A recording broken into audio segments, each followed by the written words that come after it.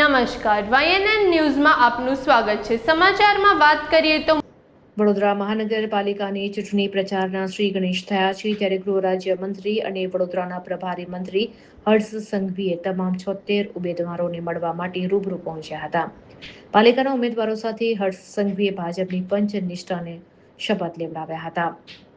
ગુજરાત વિધાનસભાના મુખ્ય દંડક સહિત ભાજપના દિગ્ગજ નેતાઓની હાજરી વચ્ચે પ્રચારના શ્રી ગણેશ થયા છે, ત્યારે હર્ષ સંઘવી શહેરના વિવિધ 3 ચૂંટણી કાર્યાલયની મુલાકાત માટે પણ નીકળ્યા હતા અને બૂથ કાર્યકરો સાથે સંવાદ કરીને ચૂંટણી પ્રચાર અંગે માર્ગદર્શન આપ્યું। રિપોર્ટર રાહુલ રાજપૂત, વડોદરા।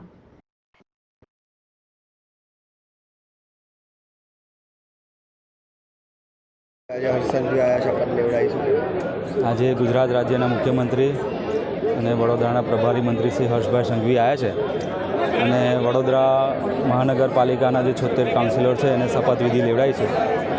જે રીતે સેવાના કાર્યો પહેલાં પણ કરતા હતા અને આજે ડબલ સ્પીડથી અમે કાર્ય કરવા તત્પર છે।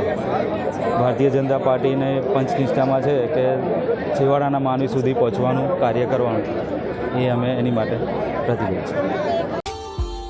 Subscribe now and press the bell icon. Never miss an update.